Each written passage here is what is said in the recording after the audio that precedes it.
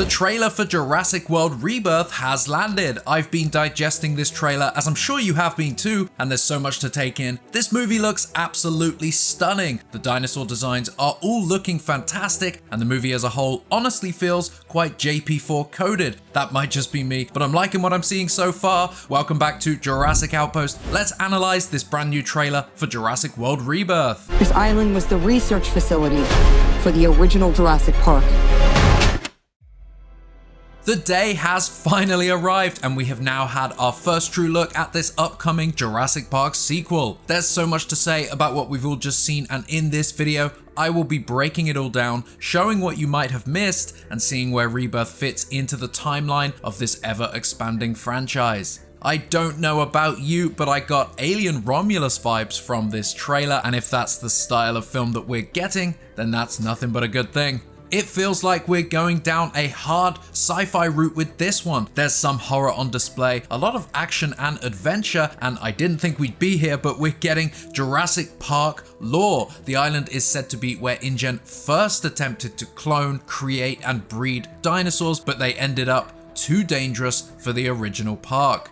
That is what I like to hear. We've got first looks at the family and the remaining characters. We get a great look at some of the new and some familiar dinosaurs. There's an abandoned lab. We might even have a flashback sequence that could be part of an exciting incident that opens this movie. There's so much in this trailer, which runs at 2 minutes 30 in length, so let's break it down together.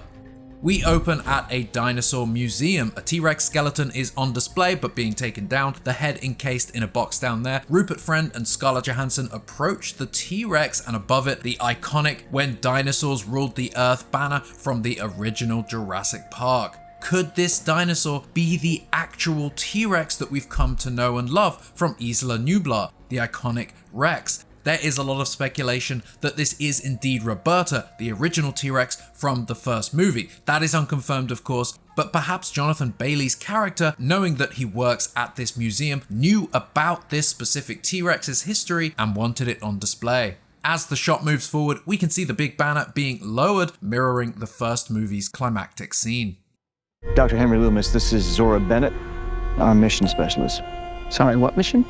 We get some dialogue here introducing characters. Martin Krebs introduces Zora Bennett to Dr. Henry Loomis, played by Jonathan Bailey. Dinosaur skeletons surround the trio, likely those in the crates that we saw when filming was taking place at the University of Greenwich. Some or all of these could be modern cloned dinosaurs. Zora and Martin Krebs are wearing the same costumes as when they shot in New York City, so this all appears to tie very closely together.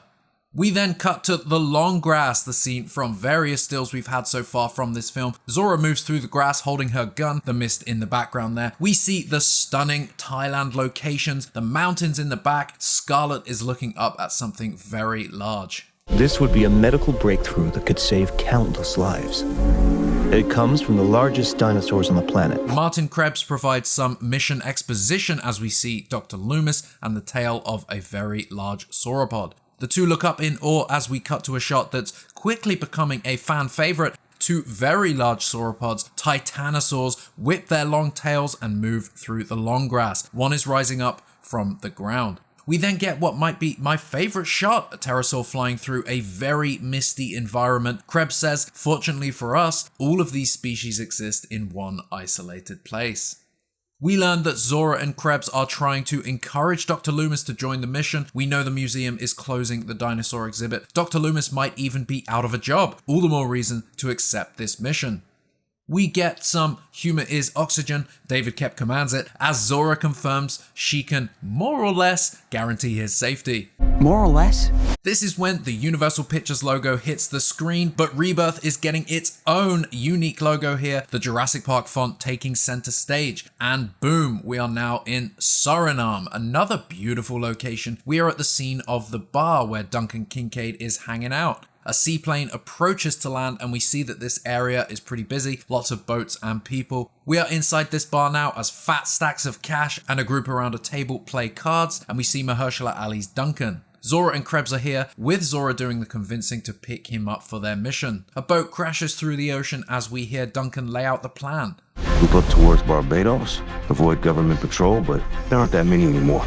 And then we see it. the island. Sunrise or potentially sunset, we see the large mountain stacks and what looks like some sort of piping or electrical infrastructure and a fence, an orange light up there, and a sign reads Danger, 10,000 volts, with the same icon as in Jurassic Park. This location is very industrial, looks a lot like the abandoned sites that we've seen on InGen's islands before. No one's dumb enough to go where we're going. Ed Skrein and Baichir Sylvain load up. We get a gorgeous approach to the island shot, and I must say, this island looks very unique. It's definitely not Isla Sorna or the islands that we know. It's a new location for us, a new island with a whole new story. And it's here that we get some real exposition. This island was the research facility for the original Jurassic Park. We see inside an abandoned lab, a staple of Jurassic movies. As the characters move through it, you can see that they must have recently rebooted the power as the monitor to the right begins a boot cycle or something similar to that. The lights are flickering in the background, so I think they've just booted up the power. Behind Duncan, we see Laboratory 3, and then we see it, a two-headed velociraptor inside the cryogenic storage chamber. Immediately, I am reminded of Jurassic Park 3's lab sequence. We saw dinosaurs inside containers just like this. What we're seeing here appears to be the Jurassic Park, the Lost World era Velociraptor. Knowing what we know about the story, this is likely one of the first iterations of that raptor. Its very alien resurrection here appears to be a bit of a failed attempt, having two heads. Dr. Loomis then goes for a closer look at a much smaller container. Gotta say, the production design here is looking great. What do we think this creature is? It looks like a messed up experiment. Zora loads her gun, rises up, and we see Duncan and Baichir's characters looking up at these incredible creatures. We see pterosaurs flying high and then a scene at the top of the cliff. And we see Zora begin her descent down the side of the cliff. We know from the Vanity Fair article yesterday that the temple where the Quetzalcoatlus made its nest is at the top of this cliff. And the temple was built thousands of years ago by a long lost civilization. We see the entrance here. Dr. Loomis and Zora are now inside the temple taking the egg sample, but the Quetz is home. Baichir scales the cliff as the colorful flying reptile approaches. We get a good look at this new animal here, different from its design in Dominion. Dr. Loomis is dragged out of the temple and falls, luckily still attached by rope. This will be a very intense scene. Another establishing shot of the island now, just stunning. This really does look like a true Site C. Or maybe Site A, who knows? These dinosaurs were too dangerous for the original park. I love this setup. We're now at the dock. Duncan lights the flare as the group of mercenaries and the family gather, awaiting some sort of pickup or rescue. We see the character of David Iacono now, who says, "Please don't say they're raptors." And we see the iconic shot from the first movie recreated here. A light-colored raptor stalks and taps its claws. A wider shot of the dock giving us a look at some of the characters, specifically the family, and a very large paw slams down, bending in a bit of an atypical way. Whatever it is, this thing is huge. The worst of the worst.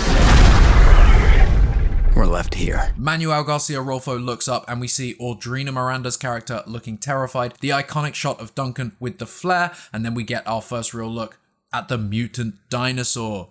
We get a quick reveal here. This xenomorph, failed dinosaur-looking creature stalks Duncan through the water. The way Zora screams here might indicate, or at least it indicates to me, that we might not be seeing Duncan's character after this point.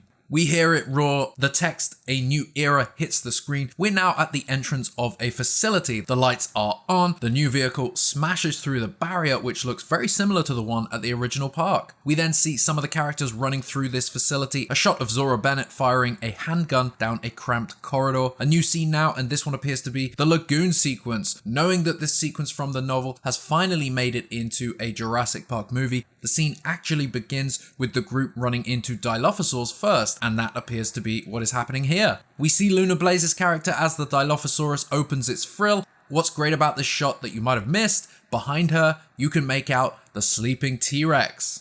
This entranceway here might be an opening to one of the island's facilities. The next shot shows the T-Rex roaring at Luna. We put ourselves in a place we don't belong.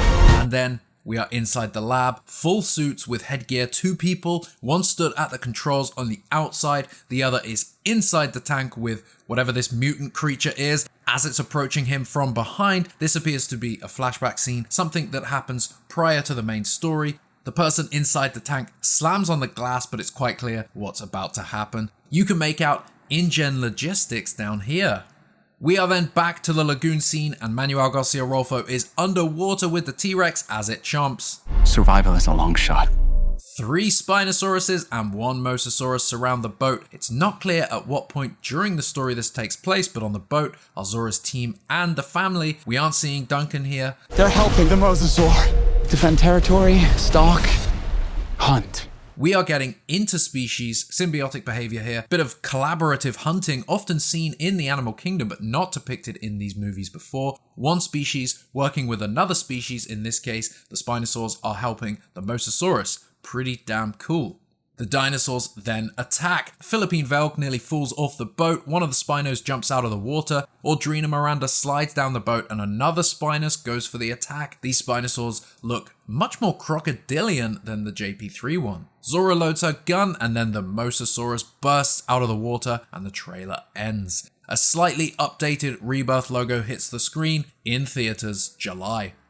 And that was the trailer. So much to go over, so much to think about. I'll hold nothing back in saying that I didn't get a positive response, a positive feeling when watching any of the World movie trailers. But that's not happening here. I'm actually excited, I'm pumped. This looks good. It looks like a damn good sequel and feels like we're getting the Romulus treatment. With that, I hope this movie isn't full of quips or one-liners or even callbacks in that regard, but I think this movie is going to be doing enough on its own to be able to be balanced and avoid that. The locations are stunning. The scenery and production design are both so on point. It feels like a Jurassic Park movie more than a World movie, and even knowing that the visual effects aren't complete yet, they look fantastic. The costuming, it all looks and feels right.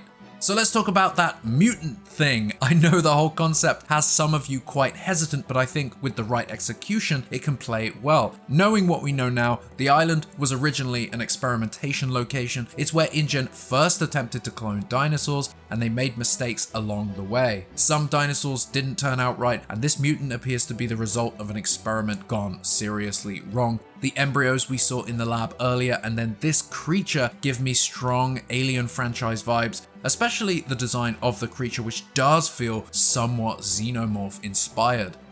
In the flashback shot, you can make out its very large forearms, the 2 smaller arms in its chest area, and its absolutely messed up face. I gotta say, I think I'm loving this. I love the design. I think this is gonna play really well. We still have no word on the composer who's composing the music for this movie. I thought we might get that reveal in this trailer, but perhaps they are waiting to announce that. I still think there's a chance it could be John Williams himself, but that does remain to be seen. The music in this trailer hits pretty well with the beats and intensity of what's going on, while including those Jurassic motifs we know and love. So who will score the movie?